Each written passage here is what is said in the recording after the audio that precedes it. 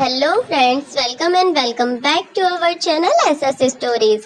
सो friends, अगर आपको कहानी अच्छी लगी तो प्लीज वीडियो को लाइक करके शेयर कर दीजिएगा और चैनल को सब्सक्राइब करना बिल्कुल ना भूलें। तो आइए चलते हैं आज की कहानी की ओर।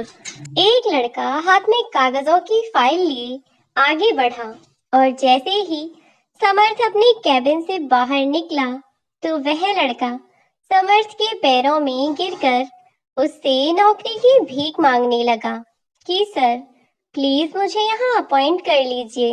मुझे पैसों की बहुत जरूरत है। मेरे घर में खाने के लिए एक भी पैसा नहीं है। और भी 50 तरीके की बात वह बनाने लगा। तब समर्थ ने कहा कि नौकरी पर तो हम तुम्हें रख लेंगे, लेकिन यह फैसला बाबूजी करेंगे कि क्या करना है। अगर तुम्हें इतनी जरूरत है तो अपनी फाइल लेकर अंदर कैबिन में चले जाओ। जैसे ही वह लड़का अंदर कैबिन में पहुंचा तो सामने बैठे बुजुर्ग व्यक्ति की शक्ल देखकर वह एकदम से चौंक गया। बाबूजी, आप यहाँ? बाबूजी? कौन बाबूजी? उस बुजुर्ग आदमी ने गुस्से में चिल्लाकर कहा। और तू? तुझे किसने बुलाया यहाँ? तेरी यहाँ आने की हिम्मत कैसे हुई? जैसे ही समर्थ ने शोर सुना वह अंदर की ओर भागा और अंदर जाकर जब उसने देखा कि बुजुर्ग व्यक्ति जिसका नाम महेंद्र पाल था वे गुस्से से चिल्लाए जा रहे हैं, तब उसने उन्हें शांत किया। क्या हुआ पापा, आप इतना गुस्सा क्यों कर रहे हैं? समर्थ, इसको कह दे मेरी नजरों के सामने से दूर चला जाएगा। पहले तो समर्थ को कुछ समझ नहीं आया, लेकिन महेंद्र पाल जी का गुस्सा देखकर वह कुछ कुछ समझ ही रहा था कि वह लड़का जाकर महेंद्र पाल जी के पैरों में गिरकर माफी मांगने लगा। पिताजी, मुझसे गलती हो गई।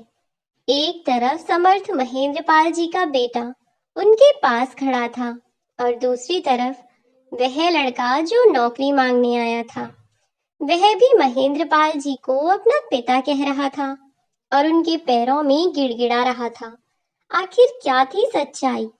अभी तक तो समर्थ को भी कुछ समझ तक नहीं आया, लेकिन महेंद्र पाल जी का गुस्सा देखकर समर्थ ने उन्हें शांत करते हुए कहा, पापा, आप बिल्कुल परेशान मत होइए। आप बिल्कुल शांत हो जाइए। मैं इसे अभी के अभी यहाँ से लेकर जाता हूँ। इतना कहकर समर्थ उस लड़के को लेकर महेंद्र पाल जी के कैबिन से बाहर आ गया और बाहर आकर उसने उस लड़के से कहा, देखो, मैं नहीं जानता कि तुम कौन हो और कौन नहीं, और ना ही मैं तुमसे कुछ जानना चाहता हूँ। तुम आज यहाँ से चले जाओ और अपनी नौकरी के बारे में कल आकर बात करना। वह लड़का समर्थ से कुछ कहना चाह रहा था, लेकिन समर्थ ने उसके कहने से पहले ही उससे कह दिया कि देखो, मैंने अभी तुमसे मना किया ना कि मैं इस बारे में तुमसे कुछ भी नहीं जानना चाहता। तुमसे ही पापा ने इस तरह से बात क्यों की? फिलहाल के लिए तुम यहाँ से चले जाओ और अपनी नौकरी के बारे में तुम यहाँ कल आकर बात करना। इतना कहकर समर्थ ने उस लड़के को वहां से भेज दिया और उसके बाद समर्थ अंदर कैबिन में आया और कैबिन में आकर उसने देखा कि महेंद्र पाल जी बहुत ही ज्यादा उदास थे और उनकी आंखों की नमी देखते हुए समर्थ बहुत कुछ समझ गया, लेकिन वह इस वक्त उन्हें और दुखी नहीं करना चाहता था। इसलिए समर्थ ने महेंद्र पाल जी से कहा, पापा, अगर आप कहें तो आज हम लोग घर थोड़ा जल्दी चलें, क्योंकि आज प्रिया बाहर घूमने जाने के लिए बहुत जिद कर रही थी। तो मैंने उसे बोल दिया कि शाम को हम लोग घूमने चलेंगे। तो अगर आप कहें तो हम घर चलें। समर्थ ने अपनी पूरी बात कह दी, लेकिन महेंद्र पाल जी अभी भी किसी गहरी सोच में डूबे हुए थे। समर्थ ने महेंद्र पाल जी के आगे अपना हाथ हवा में लहराते हुए कहा, पापा, आप मेरी बात सुन भी रहे हैं कि मैं क्या कह रहा हूँ? तब समर्थ की बात पर महेंद्रपाल जी बोले, हाँ हाँ, बताओ बेटा, क्या कह रहे थे तुम? समर्थ अपने पिता से बोला, कुछ नहीं पापा, मेरी बात इतनी भी जरूरी नहीं थी। आप बताइए कि आप इतना परेशान क्यों हैं? महेंद्रपाल जी ने समर्थ की बात को लगभग अनसुना करते हुए कहा, कुछ नहीं बेटा, तुम उस चीज को छोड़ो, यह बताओ कि तुम क्या कह रहे थे। तब समर्थ ने अपनी बात को दोहराया और कहा, पापा चलें। तब महेंद्रपाल जी भी राजी हो गए और बोले, हाँ बेटा, कम से कम उस बच्चे के बहाने हम भी कहीं घूम आएंगे, वरना कहाँ समय मिलता है। इतना कहकर महेंद्रपाल जी और समर्थ दोनों अपने घर की ओर निकल पड़े। पूरे रास्ते महेंद्रपाल जी गहरी सोच में डूबे हुए थे और समर्थ बार बार उनका ध्यान भटकाने की कोशिश कर रहा था।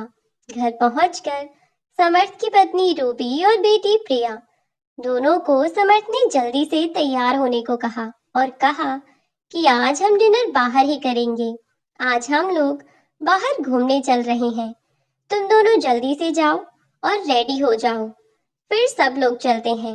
महेंद्रपाल जी अपने कमरे में जा चुके थे। सब लोग जल्दी से तैयार हुए और बाहर घूमने के लिए निकल गए। आज वे लोग खूब घूमे फिरे और साथ में खूब मस्ती की। सबने बाहर ही खाना खाया और फिर सब लोग बाहर ही खाना खाकर अपने घर पहुंचे। लेकिन इस पूरे घटनाक्रम में महेंद्रपाल जी के चेहरे पर सुकून भरी मुस्कुराहट देखने को नहीं मिली। हर वक्त वह किसी चिंता में डूबे हुए थे और जब समर्थ की बेटी प्रिया दादाजी दादाजी कहकर उन्हें अपने खेल में लगा लेती तो वह भी हंसते हुए उसके साथ खेल में लग जाते। लेकिन अकेला होते ही फिर से किसी सोच में डूब जाते। और यह बात समर्थ की पत्नी रूबी ने भी नोटिस की थी। तो घर पहुंचकर समर्थ और रूबी दोनों ने प्रिया को उसके कमरे में भेजा और प्रिया को सुलाकर महेंद्रपाल जी के कमरे में पहुंचे। जाकर देखा तो महेंद्रपाल जी अभी भी जागे हुए थे। वह अपनी कुर्सी पर बैठे हुए थे और अभी भी वे कुछ सोच रहे थे। समर्थ और रूबी दोनों ने दरवाजा खटखटाया। तब महेंद्रपाल जी का ध्यान टूटा और उन्होंने दरवाजे की ओर देखा। रूबी और समर्थ को देखते हुए वह बोले, अरे तुम दोनों, बेटा क्या हुआ? इतनी रात में तुम दोनों यहाँ क्या कर रहे हो? अभी तक सोए नहीं?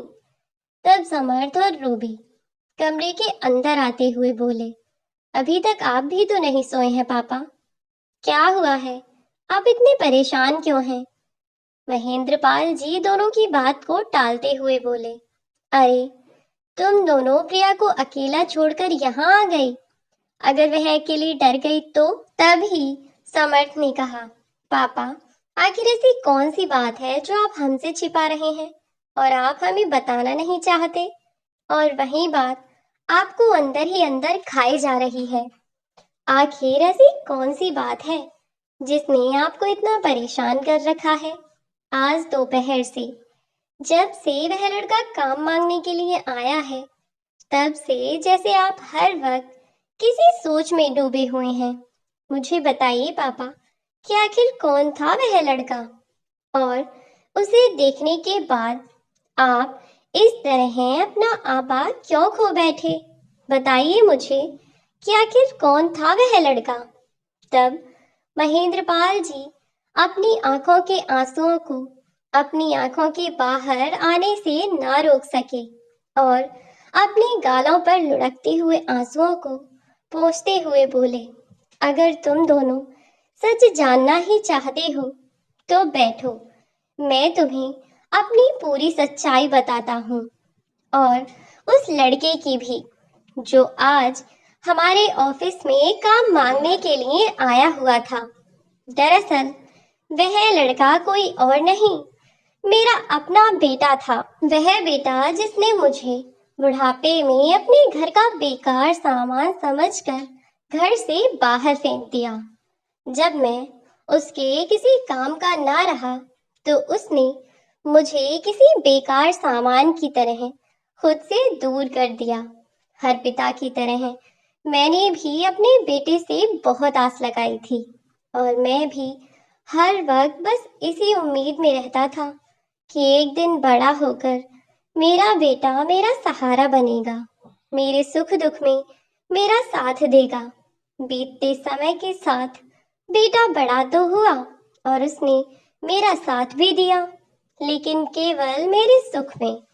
जब मेरे दुख का समय आया तब उसने अपने हाथ पीछे खींच लिए।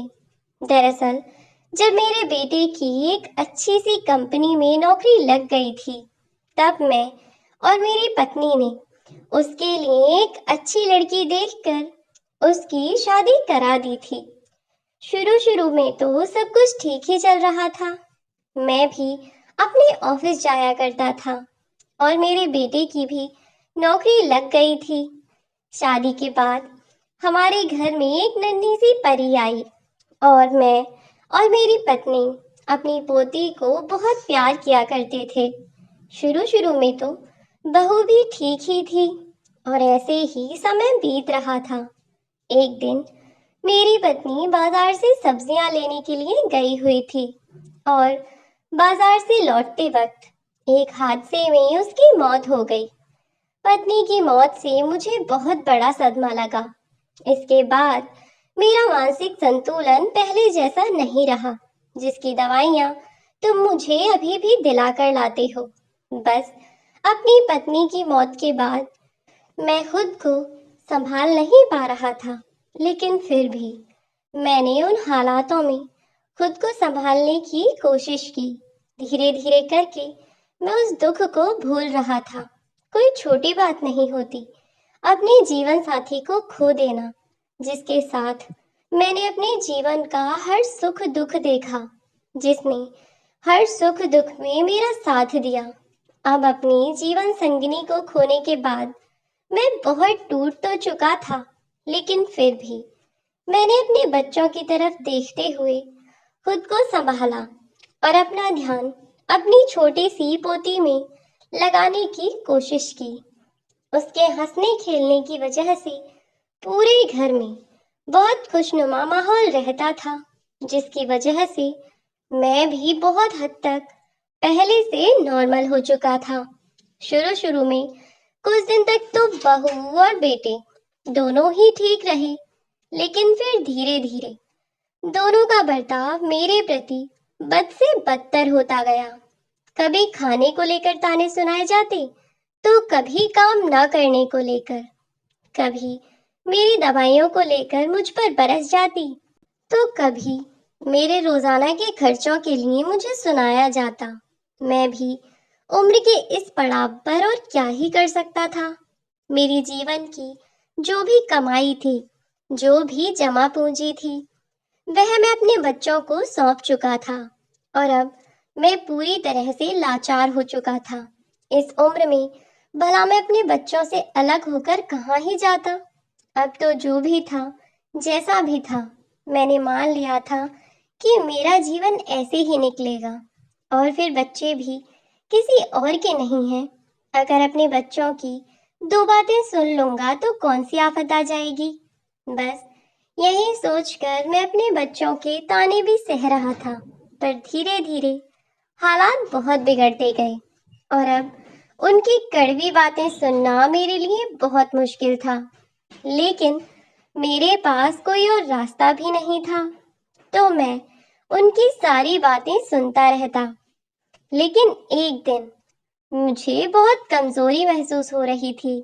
तब मैंने अपने बेटे से कहा कि वह मुझे डॉक्टर के पास लेकर चले। मेरी तबीयत बिल्कुल भी ठीक नहीं है। तब बेटे ने बात को टालते हुए कहा, अरे पापा, घर में इतनी सारी टैबलेट रखी हुई हैं। और बहू से कहा कि वह मुझे एक गोली दे दे।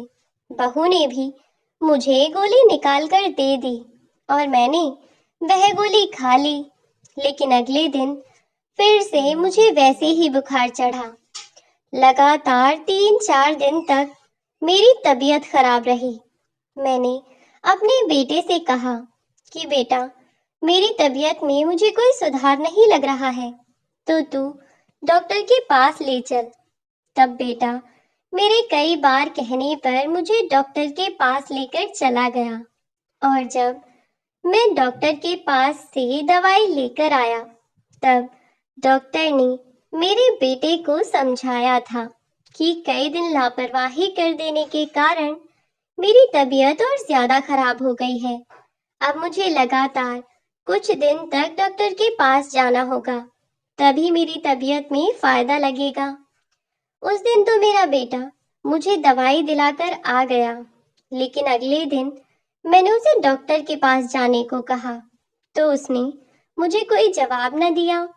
मैंने जब उससे कई बार कहा, तब मुझे वह डॉक्टर के पास ले गया, और दूसरे दिन जब वह मुझे दवाई दिलाकर घर पहुंचा, तो बहू ने मुझसे कहा कि मैं घर का काम करा दूं। कपड़े गंदे पड़े हुए थे। उसने मुझसे कहा कि मैं कपड़े धो दूं।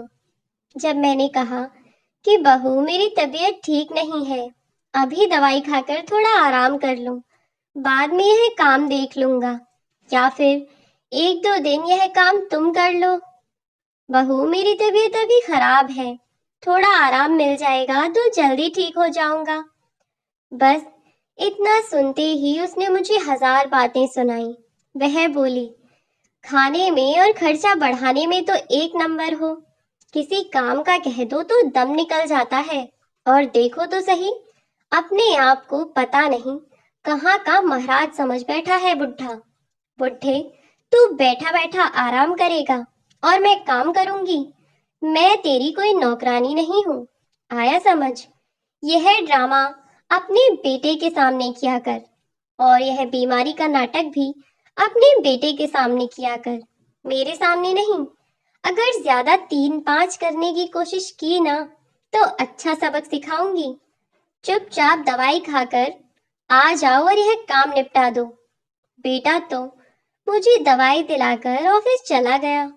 शाम को जब वह ऑफिस से आया, तो मैंने उसे बहू के बारे में बताया, तो उल्टा उसने भी मुझे 4 बातें सुनाई कि घर में पड़े पड़े करते क्या हो पूरे दिन, अगर इसका थोड़ा हाथ बटा दोगे तो कौन सा पहाड़ टूट पड़ेगा, पड़े पड़े बस हराम का खाते रहते हो, शर्म नहीं आती? काम की कह दो तो मौत आती है।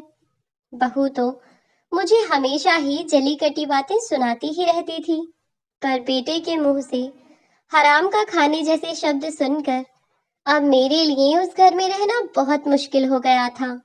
मैं उसी दिन अपने घर से बाहर निकल आया, और मैं बहुत गुस्से में था, लेकिन मैंने सोचा कि मेरा बेटा मुझे फोन करके वापस बुला ही लेगा। लेकिन अपने घर से कुछ ही दूरी पर मैं स्टेशन पर आकर बैठा रहा, लेकिन बेटे का फोन नहीं आया। मैं यूं ही 2 दिन तक घर के आसपास भटकता रहा, लेकिन बेटे और बहू में एक बार भी दोनों में से किसी ने मुझे फोन करने की जहमत भी नहीं उठाई। फिर मैं खुद ही अपने घर की ओर बढ़ गया। जब मैं घर के दरवाजे पर पहुंचा, तो बहू कह ही रही थी मेरे बेटे से कि एक बार उसको देख लो, पता नहीं कहाँ मर गया तुम्हारा बाप। तब मेरे बेटे ने उससे कहा, अरे गया है तो जाने दो ना, कम से कम मुसीबत तो टली। हर वक्त सर पर मंडराते रहते थे, और उनके खर्चे तो मेरा पूरा बजट ना उसे बिगाड़ कर रख देते थे। अच्छा ही हुआ यहाँ से चले गए, तो भगवान करे वापस भी ना आए, वरना अपने बाप को धक्के देकर घर से निकालना अच्छा नहीं लगेगा। तब बहू बोली, अच्छा ज्यादा ज्ञानी बन रहे हो, मैं तो उस बुढ़े को सुनाती ही रहती थी ताकि काम तमीज में करता रहे, और तुम अपने आप को ज्यादा होशियार समझ रहे हो।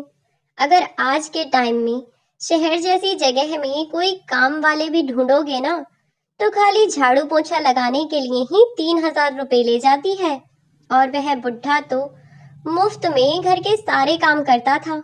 देखो, तुम्हें अपने बाप को ढूंढना हो या ना ढूंढना हो, मेरे लिए किसी नौकरानी का इंतजाम कर दो, या फिर अपने बूढ़े बाप मेरे उस मुफ्त के नौकर को ढूंढ लाओ जो कि फ्री में हमारा सब काम करता रहे। जब मैंने अपनी बहू के मुंह से ऐसी बातें सुनी तो मैं थका सा वहीं खड़ा रह गया। लेकिन फिर मैंने खुद को संभाला और मैं वहां से चल पड़ा। मुझे यह तो नहीं पता था कि मैं कहाँ जा रहा हूँ और क्यों जा रहा हूँ। बस मैं अब उस घर में नहीं जाना चाहता था। मैंने अपनी बहू बेटे के मुंह से जो बातें सुनी, वैसा सुनने के बाद मेरी आंखों से आंसू बहे जा रहे थे और मैं सड़क पर बिना कुछ देखे, बिना कुछ ध्यान किए बस चले जा रहा था कि तभी अचानक सामने से गाड़ी आई और मुझे टक्कर मारकर चली गई। इसके बाद मैं बेहोश हो गया। मेरी आंखें खुली तो तुम मेरे सामने थे। उसके बाद तो तुमने ही मुझे सहारा दिया और एक पिता का सम्मान दे दिया। अगर तुम ना होते तो पता नहीं मैं सड़कों पर कहीं भीख मांग रहा होता। यह शायद अब तक मैं मर भी गया होता, लावारिस की तरह, या कहीं सड़क पर ही मरा पड़ा रहता। अपने इतना कहते ही महेंद्रपाल जी रोने लगे। इधर महेंद्रपाल जी की कहानी को समर्थ और रूबी सुनकर भी समर्थ और उसकी पत्नी अपनी भावनाओं पर काबू नहीं रख पा रहे थे। दोनों ही महेंद्रपाल जी के साथ रोने लगे और अपने आंसू पोंछते हुए महेंद्रपाल जी को चुप कराने लगे। चुप कराते हुए बोले, आप ऐसा क्यों कहते हैं? भगवान ने हमारे लिए आपको हमारे पास भेज दिया है। हम दोनों भी तो लावारिस ही थे ना। आपके आने से हमें छत मिल गई। अगर आप नहीं होते तो हमारा क्या होता? हम दोनों तो वैसे भी अनाथ ही थे। आपके आने से हम दोनों अपने सिर पर किसी बड़े के होने का हमें एहसास तो होता है। अगर आप नहीं होते तो हम भी अधूरे से ही घूमते। जिस दिन से आपको मैं अस्पताल से लेकर अपने घर में रखा है, उस दिन से मेरे घर में ईश्वर की कृपा बनी हुई है। मेरे परिवार में किसी चीज की कोई कमी नहीं है।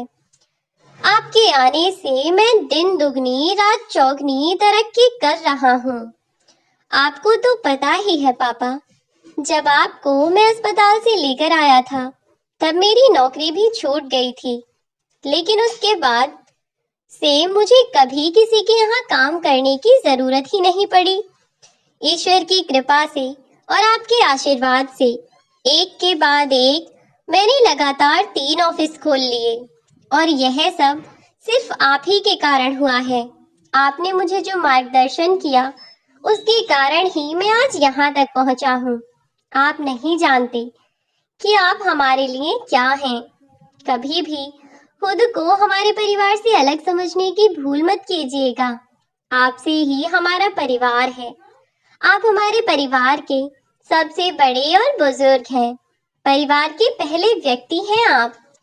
समर्थ की बातें सुनकर महेंद्रपाल जी अपनी आंसुओं पर काबू नहीं रख पाए और रोते हुए उन्होंने समर्थ को गले लगा लिया। रूबी भी यह सब देखकर खुशी से अपने आंसुओं को छलकने से नहीं रोक पाई और महेंद्रपाल जी ने रूबी और समर्थ दोनों को आशीर्वाद देते हुए कहा, यह तो तुम लोगों का प्यार और अपनापन है जो तुमने मुझे कभी भी अकेला महसूस नहीं होने दिया। और फिर मुझे जैसा खुशनसीब भला कौन होगा जो मुझे तुम्हारे जैसे बच्चे मिल गए। अब यही मेरा परिवार है। तुम दोनों, तुम तीनों ही मेरे जीवन में सबसे अधिक मूल्यवान हो।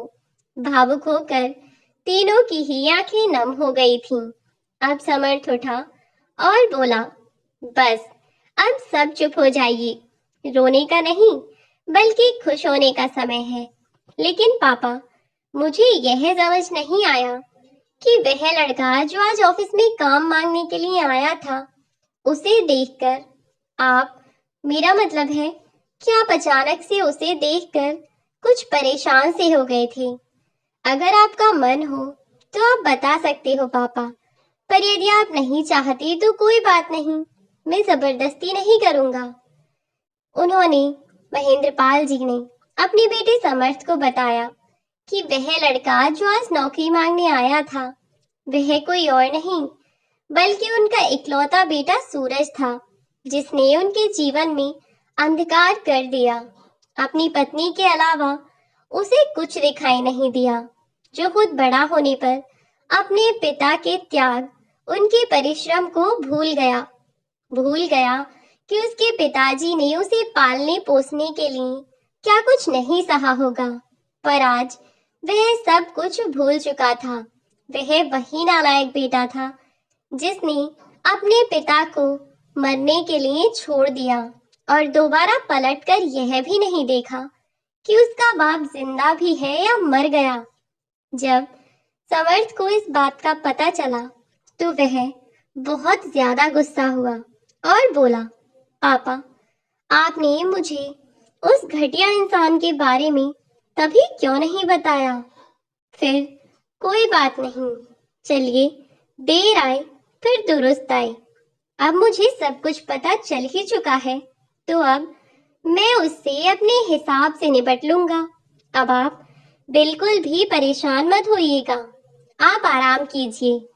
अब हम सब अपने अपने कमरे में सोने के लिए चलते हैं। और फिर सब अपने अपने कमरों में सोने के लिए चले गए। अभी सुबह रूबी ने नाश्ता तैयार किया और सब लोग घर से निकल गए। प्रिया को स्कूल छोड़ते हुए महेंद्रपाल जी और समर्थ भी अपने ऑफिस पहुंचे, जहां 10 बजे से ही इंटरव्यू देने वालों की भीड़ लगी हुई थी। आज समर्थ इंटरव्यू लेने के लिए खुद ही बैठा हुआ था। जैसे ही महेंद्रपाल जी का बेटा सूरज उसके सामने पहुंचा, वैसे ही समर्थ ने सूरज से कहा, अरे भाई, तुम? सूरज खुश हो गया कि समर्थ ने उसे पहचान लिया है। अब तो वह उसे ही नौकरी देगा। समर्थ भी उसे यह कहकर अपने साथ ले गया कि चलो, मैं तुम्हें अपने ऑफिस के कुछ लोगों से मिलवाता हूँ। समर्थ उसे अपने साथ लेकर गया और ऑफिस में उपस्थित सभी कर्मचारियों को वहां पर उसने एक साथ बुलाया। साथ ही एक और लड़के को भी बुलाया, जो कि टाई वाई लगा कर आया था। सूरज खुशी खुशी समर्थ के साथ गया और तभी समर्थ ने सबसे कहा कि आज से ये यहाँ के मैनेजर सर हैं, तुम सबको इनकी बात माननी होगी। फिर तभी समर्थ ने आवाज लगाई और मिठाई मंगवाई। तभी महेंद्रपाल जी चपरासी के कपड़े पहनकर वहां आ पहुंचे और समर्थ ने महेंद्रपाल जी से कहा कि आप सबको मिठाई खिलाइए। आज से यह ऑफिस के नए मैनेजर हैं, तो आज से यही यहाँ के नए मैनेजर हैं। समर्थ ने सूरज को नौकरी दे दी, जिससे वह बहुत ज्यादा खुश हो गया। लेकिन तभी समर्थ बोला, सूरज, क्या आप इन्हें जानते हैं जो आपके लिए मिठाई लेकर आए हैं? समर्थ ने ऐसा जानबूझकर किया था, क्योंकि वह अभी भी सूरज को एक मौका देना चाहता था कि शायद हो सकता है सूरज ने अपने पिता को ढूंढा हो, लेकिन वह उसे नहीं मिले हों। इसलिए सूरज की सच्चाई जानने के लिए उसने ऐसा फैसला किया। जब समर्थ ने पूछा कि क्या आप इन्हें जानते हैं, तो सूरज ने ना में जवाब देते हुए समर्थ से कहा कि नहीं सर, मैं इन्हें नहीं जानता, पर उनकी वेशभूषा देखकर ऐसा लग रहा है कि यह यहाँ पर चपरासी का काम करते हैं, है ना सर? मैंने बिल्कुल ठीक पहचाना ना? समर्थ ने दोबारा से अपनी बात को दोहराते हुए कहा कि क्या सच में आप इन्हें नहीं जानते मिस्टर सूरज? क्या आप सच में नहीं जानते इन्हें? एक बार गौर से देखिए। सूरज ने फिर से अपने पिता की ओर देखकर कह दिया कि मैं इन्हें नहीं जानता हूँ।